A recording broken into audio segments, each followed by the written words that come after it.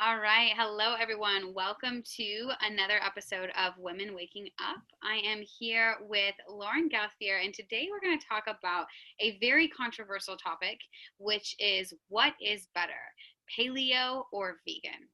Now, I know many of you who are probably tuning on might have a really strong opinion about this. Maybe you've been doing one or the other for quite some time, and you might have a very good reason for choosing whatever it is that you are living in your life in regards to food. Today, we're just going to ask you to move a little bit beyond maybe some of your preconceived notions about what's better or what even paleo and vegan is and what it means, and hopefully will inspire you to expand and broaden your horizon in this world of both paleo and vegan and everything in between. So without further ado, I'd like to bring on Lauren Gauthier, and if you'd like to just share us a little bit about your story and how you got to be where you are in the world of what you choose to eat and why. Yes, thank you, Amanda. My name is Lauren, as Amanda said, and I just want to share a little bit about this because, like Amanda, we've gone from super strict vegetarian, vegan, raw food vegan to now eating more paleo. So I want to share a little bit about my story so perhaps some of you can really authentically connect to what I'm saying. And I became vegetarian when I was about 14, and I remember distinctly me and my best friend were going to become vegetarian, and we were like, we're never eating meat again. And for many years, about I don't know, 6 or 7 years, I really thought I would never eat meat again for the rest of my life. Um, as some of you that tuned into the first video may know, I have an autoimmune disease. And so what really transpired during those years of being a vegetarian was eating a lot of vegetables and totally loving every single part of that, but then also eating a lot of kind of substitute meats, and whether that was soy-based or tempeh. I was eating a lot of foods that now, when I'm, reflecting back, were not really serving my body completely and wholly. And so my journey back into eating meat was about the first year of nutrition school, actually. And I was like, I'm not, maybe I'll eat some chicken, or I'll have some fish, and I'll see how it goes. And immediately, as soon as I brought back a little bit of that animal-based protein into my diet, I immediately felt way more energized, way more clear. Like, talk about grounded. Oh my gosh. If any of you are familiar with the system of Ayurveda, I have a lot of vata. And so I have a lot of air energy. I can get very kind of up in my head and the clouds. And so I really felt like just having meat every once in a while really brought me back down to earth. And so we're going to talk a little bit about, what that might mean for you, and just let you, be open to the question of inquiry, right? Because I was very curious when I first started eating meat again. I wasn't sure if I was going to transition into this, and I'll talk a little bit more about where I'm at today a bit later in the podcast, but I want to turn it back over to Amanda so she can tell you a little bit about her journey and what's kind of come up for her as well. Yeah, thank you, Lauren. I feel very similar, excuse me. We have a very similar story, and I went vegetarian and flirted with both vegetarian and then pescatarian for a while, and then vegan for a while, then back to vegetarian, and I loved it. I don't take back my journey at all. It was really what put me on the path to being actually more aware of what I'm putting into my body, and it's what led me into going to nutrition school and everything as well. And in fact, when I was in school to be a nutritionist, they talked about kind of some of the drawbacks to the vegetarian diet, and I was still so hardcore. I'm an avid yoga teacher. I've been teaching yoga for the past 5 years, and in the yogic philosophy, it's like ahimsa, which is non-harming, and many of them are sattvic, and they don't eat onions and garlic, and they only eat vegetarian. And I was very much aligned with that, and I'd lived in India, and I was just really trying to follow that path. And I remember being in nutrition school, and they were talking about some of the drawbacks of being vegetarian, such as B vitamins, iron, zinc, things that you're going to have to supplement with. And I remember being so hardcore on my own, thoughts and beliefs, and maybe even judgment, that I was like, yeah, but I don't really yeah, I'm fine. I feel great. And it wasn't until my body started to kind of shut down on me. There were various different things. And, I think over time we just slowly degrade. And we don't really realize like how not vital we feel until we've hit kind of like a rock bottom or a plateau where we're like, what is going on? And that's kind of what happened in my life. And so it was finally when I tried doing everything I could, it was gut-based issues. I was having gut-based issues, skin-based issues, fatigue-based issues. And it was finally when I was like, okay, like I've done everything I can. I've taken every supplement. I've even incorporated, like manuka honey and goat's milk and all of these things, and I'm still not getting better. I need to really listen to myself and listen to what my body is telling me, because I can have all these ideals about, trying to do non-harming and, not wanting to eat animals for all of these moral reasons or, ideals that I have. And at the end of the day, if I'm not healthy, if I can't be vital, then I'm doing more harm to myself than I am to even continue on this path. And so that was kind of what led me into this world of being open to eating meat. And it was actually bone broth that kind of brought me back. And I think you and I share a similar story on that, because like you, I'm like, oh, I don't even know how to make this meat. It's just gross, and like cooking bone broth was still not the most pleasant of experiences, but it was a lot easier for sure. Yeah, absolutely. And I think you speak to something that's really important, Amanda, is that it's a gradual decline. Is when a lot of people decide to take meat out of their diet. I actually remember a distinct episode of Oprah. Like, I don't remember. She was talking about, she went vegan, and she was like talking about her bowel movements and how amazing they were, and how she just felt, because she was eating so much more fiber in her diet, that she was really feeling like totally cleansed and able to eliminate. And so, yeah, absolutely. I mean, I love that. But I think that you speak to something that's really critical here, and that we often see a slow decline of these really important nutrients. Just because you start being a vegetarian doesn't mean that you ran out of all your vitamin B12 stores and your zinc and your iron stores overnight. This is something that takes place over time.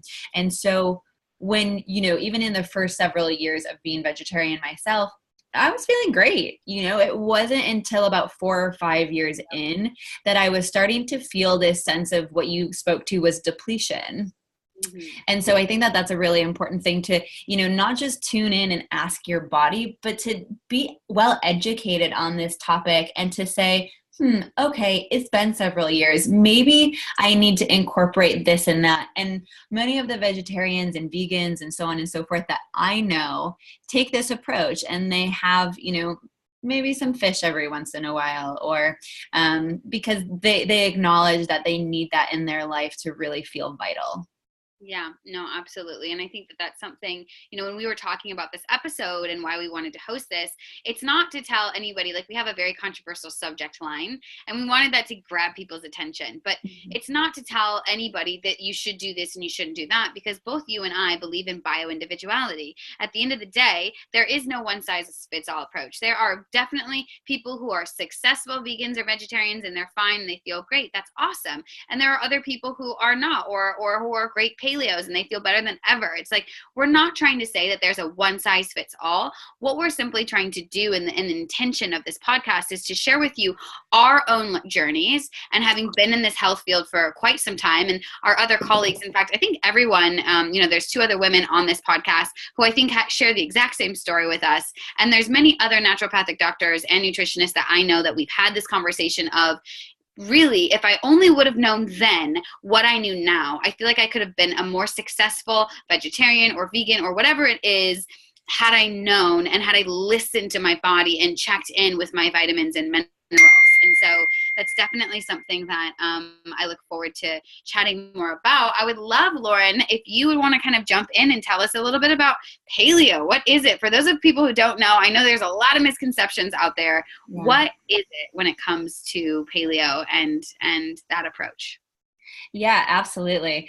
The way that I like to phrase it is I like to say what you're allowed to eat rather than what you can't have, because I just think you and I were talking about this the other night, that mindset of I can't, or I won't, or I don't, and what that really does to the body. So let's talk about what paleo does include. So all fish, we can talk about fish in a little bit, all land animals. So those are your main sources of protein, nuts and seeds, and then every single vegetable and fruit. And so that is the bulk of your diet. And what, is probably the most notable of what it gets rid of that most people are like, but I need that, is grains, legumes, and beans. And so we're going to talk a little bit about why in the paleo approach we avoid those different types of foods, and give you a little bit of a greater understanding about anti-nutrients. And these can be things that Amanda's going to talk a little bit about, lectins and then phytic acid. So these anti-nutrients and how they take away this amazing nutritional value of food, and quite frankly, why we're eating those foods in the first place. And so on the paleo diet, the foods that I mentioned are allowed. And so you can come up with all sorts of different creations from that. And, there are so many people nowadays that are making paleo-based products. Like I have, if we can't have dairy and yogurt, well, what can we have? This is one of the things that I ate this morning. And so this is koyo. This is one of, Amanda's smiling because this is one of my most favorite foods. So this is a coconut-based yogurt. And what's really wonderful about this is that it's virtually zero in sugar. There is about 2 grams of sugar in the whole container. And it has so much good fat and protein to keep you satiated. And so this diet is built around nutrient density. So you are left feeling satiated after your meals. Your blood sugar is balanced. Your hormones are in check and are being regulated. And you're getting rid of all inflammatory foods. So most people lose weight, and weight is a multi-billion-dollar industry. And what so sickens me, and I'm sure Amanda shares the same approach, is that all of these diet foods, especially from 5-10 years ago, are laden with sugar, and they're just so high in sugar, so high in carbs, low in fat, and low in protein. And that, as we know from our functional approach, is, quite frankly, the very opposite of what you want in a nutrient-dense diet that's going to help you lose weight and balance all of your sugar and contribute to a flat belly and not a lot of excess gas and bloating. A clear mind, right? Who doesn't want a clear mind? And just glowing, radiant, beautiful skin. And so we're going to talk a little bit about what we generally eat in a normal day, because I want this to be a myth buster for you. I don't just sit around and eat, big pieces of steak or breast of chicken all day long. And we're going to share a little bit about what we do eat and what we do enjoy. So I'll turn it back over to you, Amanda. Awesome. Yeah, I think that that's something that, it's a spectrum, right? Right before we got on this call, we kind of talked about what we want to bring up in this podcast. And paleo and even vegetarian and veganism, it can be a spectrum, right? So one of the ways that you can, if you're thinking about, maybe thinking about opening the door on paleo, or maybe opening and incorporating bone broths into your lifestyle, understanding that it's not, you don't have to eat meat 3 times a day. It's not like, breakfast, it's not like the Atkins diet. Like breakfast, I'm going to have bacon and eggs, and then lunch, I'm going to have a big fatty steak, and then dinner, I'm going to have a piece of chicken. Like you and I, we have our main meat source maybe once, maybe twice a day at most. And it's a small portion. And it's not the fact that it's paleo isn't this, thinking about it, what does paleo originate from? Paleo originates from our ancestors, and we were trying to mimic the way that they ate back in the day. You would catch a buffalo maybe once in a while, and you have a big feast, and then you maybe store a little bit of it, but you can't really, you're eating a little bit. It's dispersed among a huge tribe, and they didn't even necessarily have it every day. Like how often did you get buffaloes? Maybe you get a rabbit one day, And it's this idea that you're eating high nutrient dense foods, and even the organs, like organ meats. I never, ever, ever thought that I would eat organ meats. Like liver, I remember when my stepdad would eat it for Christmas, and I'm like, I would never eat that. And now I'm like, you know what? Liver has the most B vitamins bioavailable B vitamins out of any other food. I make a mean liver pate, and I enjoy it. And it's about eating for health, right? It's, you can have these ideals. You can be stuck on one way or the other, but it's about eating for health and eating for your own bio-individuality. And I think that is a good segment to go into next, is what is bio-individuality? And as you mentioned, it's like there's all of these diets. Well, diets don't work. They might give you some short-term results, but let's be honest, who wants to feel restricted? Who wants to feel that they have to count anything, whether it's your micros or your macros or carbs? And I think that what's really important is understanding what bio-individuality is, which is checking in with yourself to see what you need. As we talked about before, it's about becoming more tired, becoming more fatigued. Like if you're having issues, if you're having symptoms, if it's hard for you to get up in the morning, if you don't feel good, if you don't have an abundant amount of energy to get the things done that you need to get doing, if you have depression, if you have bloating, if you have gas, if you have any of these things, these are not normal. And I think in our society, so many people, this is normal. So it's really easy. It's like, oh, my partner always have gas, so like it's okay, gas is normal, right? No, gas is not normal, right? And I think it's this understanding that only when you start to really take a step back and look at yourself and look at your quality of life, like, do I need a nap every afternoon? Do I feel like I need, like, it's hard for me to get up and get going, so I need my coffee in the morning? Do I feel like I'm consistently uncomfortable in my belly area? Like, these are all of our body's signs of trying to tell us that, hey, pay attention to me, something's not working.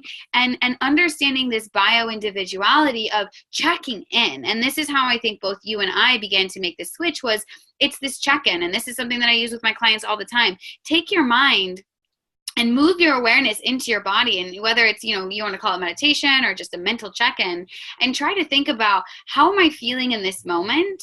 And is there something that I'm missing that I need? And I think that when we're approaching this idea of bio-individuality, it's first taking a moment to pause, step back, look within, and then ask what we need. And then from there, make an educated decision on, okay, you know what? Actually, I have been really tired lately.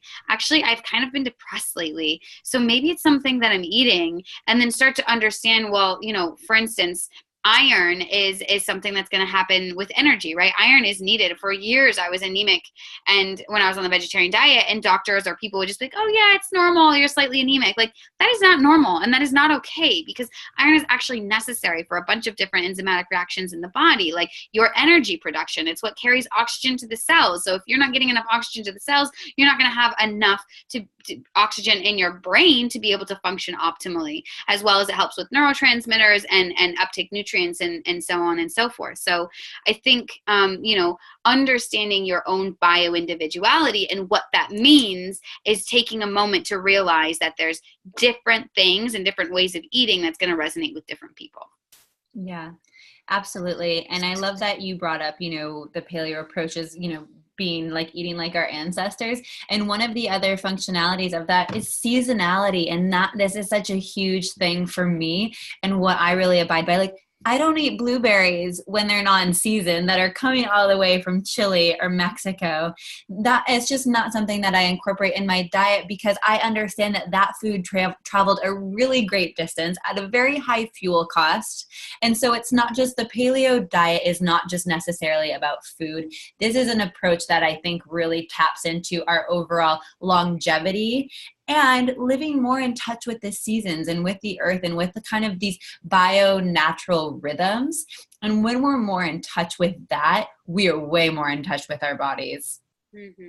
So I want to ask you a question, Amanda, and I want to ask if you would be willing to share with us your take on anti-nutrients such as phytic acid and lectin content. Yeah, definitely. So phytic acid was something that I came across whenever I was starting to have skin-based issues back, a while ago. And I was eating a lot of nuts. I don't know. I know you can relate, actually, because we talked about this. Like, nut butter was my jam when I was a vegetarian. Like, I was like, oh, all I need is me some like peanut butter and toast, and I am good. That's like the best after yoga snack, And I started to have some skin-based issues, and this is when I started to understand what phytic acid is, and the way that, or lectins, and or both, because they're usually kind of come together. And the way that I explain them is, it's the plant's teeth, right? Like, think about any animal has some sort of defense mechanism, whether it's a fish, it can like blend in, or whether it's a what else do we eat? Cow or whatever it is that we have, teeth, plants and animals, they have their ability to defend themselves in one way, shape, or form. And plants, because they're kind of like at our mercy, they have these anti-nutrients, lectins and phytic acid, which basically are they create an inflammatory response, a slight inflammatory response in our body, which kind of signals to the person eating it, hey, this isn't good, you shouldn't eat more of this. Well, the problem is that we often have so much of this consistent, a chronic low-grade inflammation, which you know a lot about this when you're dealing with your clients with diseases, is there's a chronic low-level inflammation that's consistently occurring within the body. So we don't know when we've eaten something that's causing an issue. Now, phytic acid and lectins there in things like nuts and beans and grains, like yes, your healthy quinoa that you think is super, super delicious and packed with nutrients, it actually has anti-nutrients in it, which prevents your body from actually absorbing the good nutrients that is in there. So yes, quinoa is great. It's a great protein. They say that it's a complete protein. It has a bunch of different vitamins and minerals, but if it's not cooked in the right way, then you're going to be taking the anti-nutrients, which is going to inhibit your body's ability to actually take in the food. And I think that that's something, you know, if for anybody who's interested in reading more about this and getting more nerdy on this subject, and, you know, we're not saying that you can't be vegetarian or vegan, but let's be honest, like if you're vegetarian or vegan and you take out grains and beans or legumes and nuts, like that's a huge staple in the vegetarian diet. So understanding that there are ways that you can eat these things if you do it the right way, the way that our ancestors did that. And one book that I recommend just as a resource is Dr. Gundry's The Plant Paradox. And that's going to give a lot of our readers, our viewers, information on this subject. Yeah, Amanda, and that's a really great point about lectins as well. And something to clarify is lectins are in all food, right? Or all plants. So all plants have that defense mechanism of, you know, if the, you know, because you have squirrels, right? Squirrel, you don't want, if the plant is growing, you don't want the squirrel to eat you. So it actually signals to that animal to not eat the plant. And what's really interesting and what someone once shared with me about anti-nutrients is that, you know, when a squirrel gathers an acorn, well, they gather the acorn and then you kind of see them like touting it around and they're carrying it.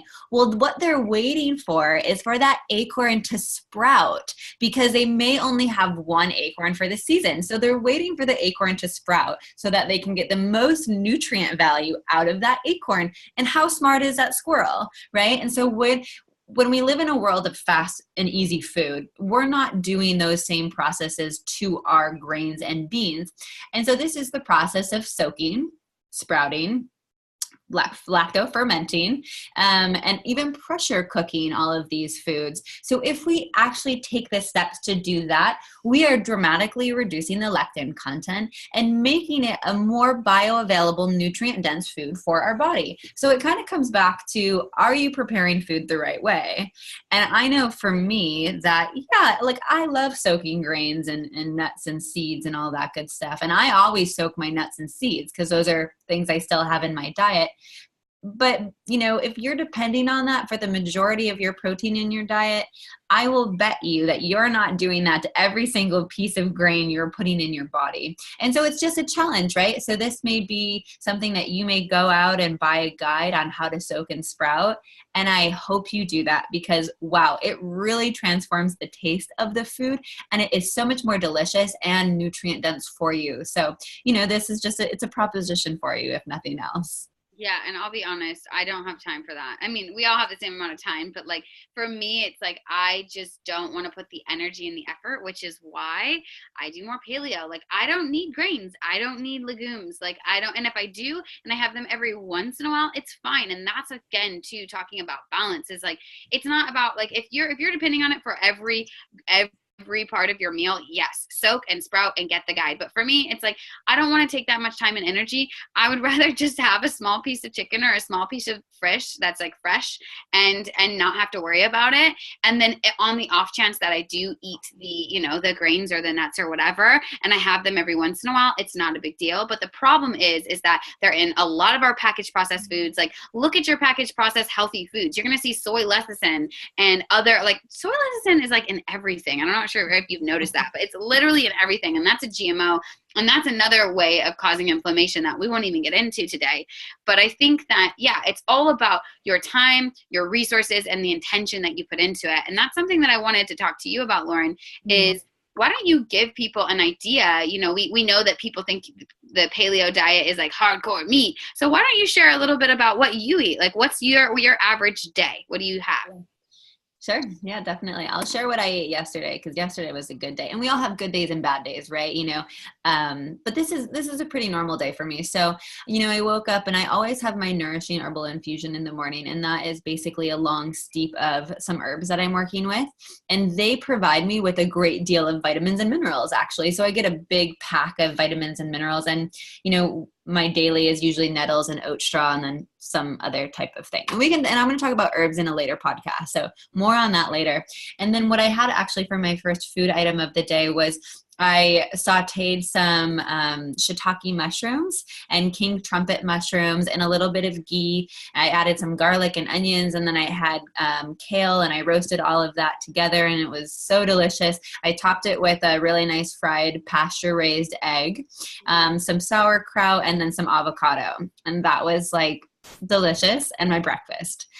So there is, you know, there's egg there for my protein. There's also some protein in, you know, both the kale and the mushrooms. And mushrooms are like, for me, I could not live without mushrooms. So then what I had for a snack later on in the day, I had a busy day yesterday running around in my yard. And so what I had was actually half of this. This is the coconut yogurt that I showed you earlier. And I finished the other half this morning. So I had that. I had some bee pollen on it and some cacao nibs and just a little bit of almond butter. And that was great. And then for my other little snack, I make these sweet potato toasts, and you basically just cut a sweet potato, throw it in the toaster or the oven, cook it, and they become these great little pieces of toast. And I had a little bit more avocado and then some sprinkle of some umami sea salt, which was really yummy on that for a snack. And then we had an early dinner last night, and we had ahi tuna that our neighbors actually caught fresh in San Diego and brought it back for us. So super blessed and lucky about that. And it was really tasty. And then we had some broccoli on the side and some cauliflower rice. And I had another half of an avocado. And I think I actually had some sauerkraut as well. And then for dessert, I made these cardamom bliss balls that, oh my goodness, Amanda, they're so good. I have to share the recipe. And it was walnuts and coconut milk and coconut oil. And let's see, you know, almond flour and those, and the cardamom and cinnamon and ginger powder, and they were absolutely delicious. And they made them into these little balls, rolled them, put them in the freezer for about 20 minutes, and they were good to go. And that was like the best dessert treat ever. And that was my day. And it was so easy. All of those meals took less than 5 minutes to make, seriously. So it's not something that I had a lot of meat. I had a really balanced diet. And that's generally a normal day for me. Wow, that's amazing. I definitely feel that a lot of my clients, they'll be like, oh, but I just don't have the time to do all the things that you do. And it's like, there's a spectrum. Again, like, you can have really easy, healthy meals that you make, and they don't have to take a long time. Like, you and I are super foodies, and, you know, there are definitely days where, like, I will spend a lot more time in the kitchen because I know it's going to be amazing, and I want to put amazing things in my body, because I definitely have seen that what I put into my body is a direct relation of what I'm going to get out of my body. And so for me, it's all about, I look at time often as like an investment. You know what I mean? Like, I'm going to invest every time that I invest in my health. I invest in myself and the way that I'm going to feel, not just now, but in the next coming days. And I think that, you know, you can definitely eat super quick, super easy, paleo or vegetarian or whatever, or healthy. Let's just say healthy. And you can find something that works for you, which I think is really important for all of our listeners out there who are maybe just kind of starting to dibble their toes, and they're not exactly sure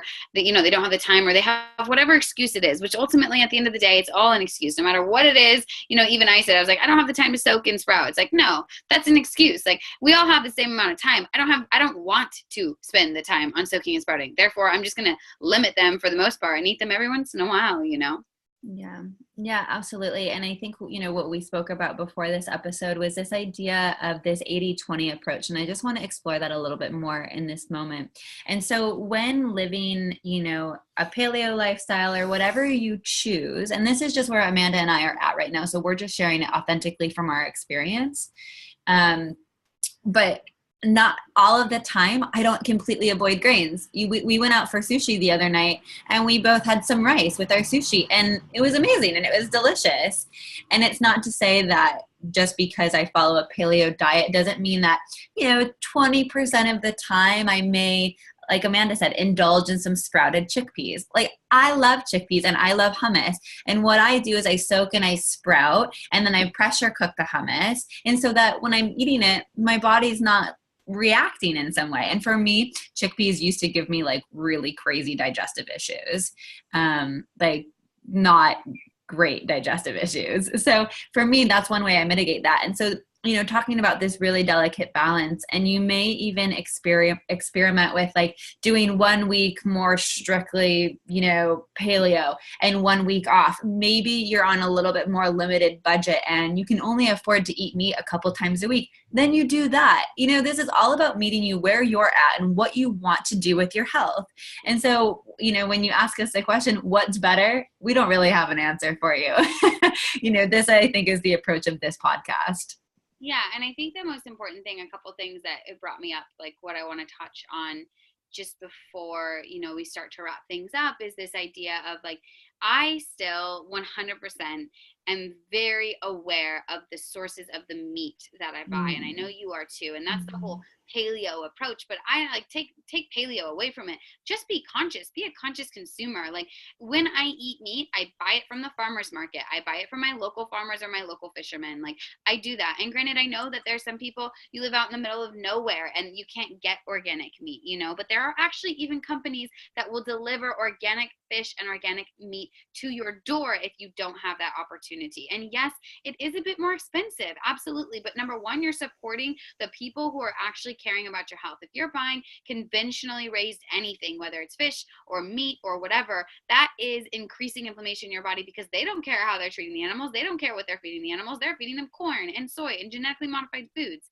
And when you are buying meat from your local market, number one, you're supporting local. Number two, you're caring about what you're putting into the body, how the animals were raised, how they were treated, and that's going to affect in your body as well. So making sure that when you do choose, you choose mindfully as well. Also, I agree with you completely. Mindful consumption, being mindful of like, yeah, maybe you love blueberries, but if they're coming all the way from Chile, generally they also, and this isn't just with blueberries, but with a lot of fruits and vegetables, they'll pick it before it's unripe and then they'll spray it. And what happens with the lectin content is that it's still really high in that unripe form. Like it takes time for these veggies and to get into their form to be able to be eaten. And if we're eating foods from far away, then they're actually doing us more harm than they are doing us good. And that's something that like I wasn't even that aware of, that aspect of the health aspect of it, until not just recently, just understanding that. Yeah, that's so interesting. It's true, right? Because if it's coming from all of that way, think about a blueberry when it's in your fridge. Does it last for weeks on end? No, it doesn't. So they spray it with a component. They pick it early, they spray it. It's not ripe. They do the same with avocados. So, buying food as locally as you can to you is only going to increase the nutrient content. And if you're spending money on food, why not spend money on food that's going to truly nourish you from the inside out?